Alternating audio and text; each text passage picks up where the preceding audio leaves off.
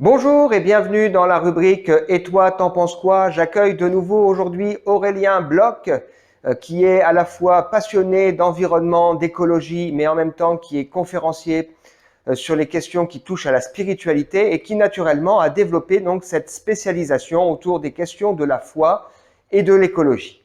Aurélien, est-ce que Jésus, qui est le personnage central de la Bible, a quelque chose à nous dire au sujet de la gestion de la nature?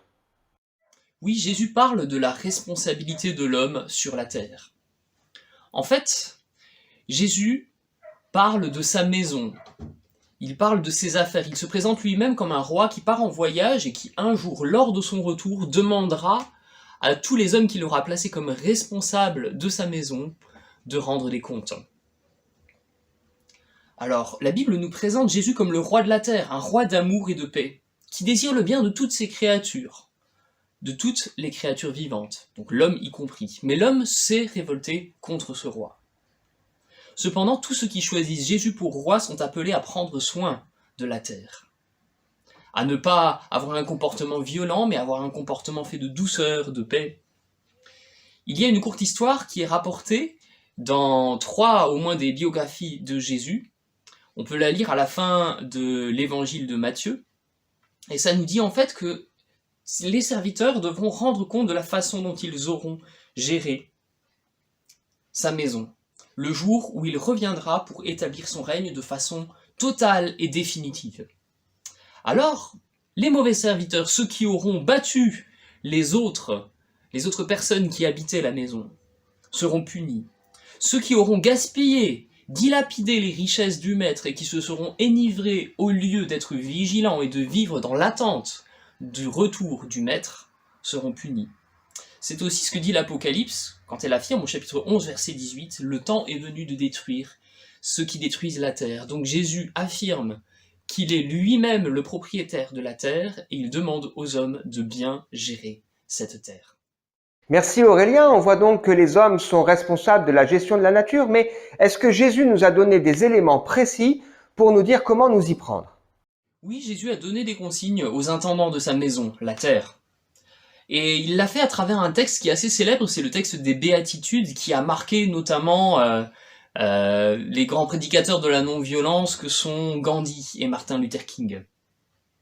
Et dans ce texte, Jésus montre comment les humains doivent agir pour pouvoir prendre soin à la fois du monde qui les entoure et aussi les uns des autres. Jésus dit heureux ceux qui sont pauvres et ceux qui sont humbles, tout le contraire des orgueilleux, ceux qui ressentent leur propre pauvreté intérieure, et ceux qui savent rester disponibles, vulnérables, devant Dieu et devant les autres. Mais pour avoir cette qualité de la pauvreté intérieure, pour cultiver l'amitié avec sœur pauvreté, comme disait François d'Assise, il est nécessaire de mener une vie simple, une vie détachée par rapport à la cupidité, par rapport aux richesses de ce monde. Donc, mener une vie simple, une vie selon la règle du royaume de Dieu que Jésus nous présente, c'est refuser de se laisser corrompre par l'appétit des richesses. C'est cultiver la maîtrise de soi, la frugalité et la reconnaissance, qui est une bonne sentinelle contre les excès du consumérisme.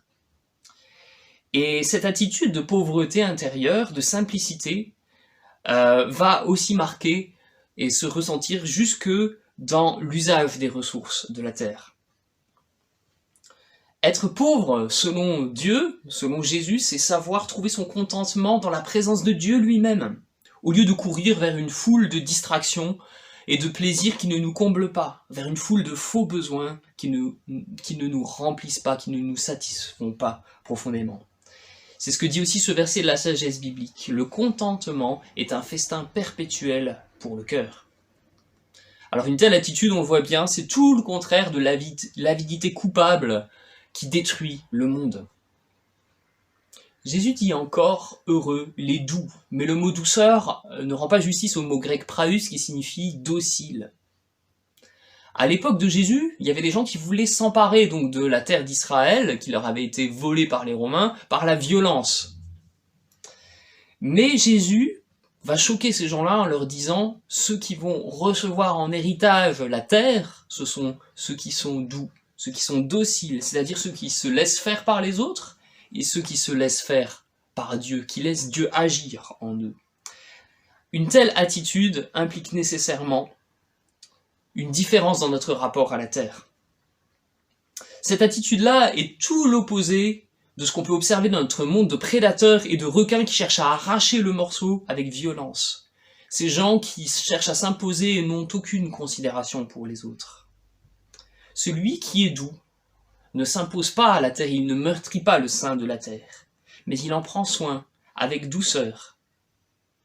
Et Paul, dans sa lettre aux chrétiens de Rome, nous parle de cette attente, de ce soupir de la création qui attend un jour, ce jour où les hommes transformés seront ainsi, doux, simples et humbles. Et ce sont de tels hommes qui seront capables de réellement prendre soin de la terre et à qui Dieu donnera la terre en héritage. Merci Aurélien, on te donne donc rendez-vous très vite pour parler de développement durable. Et puis si vous êtes intéressé par ces questions, n'hésitez pas à venir me voir au Café Change. À très bientôt.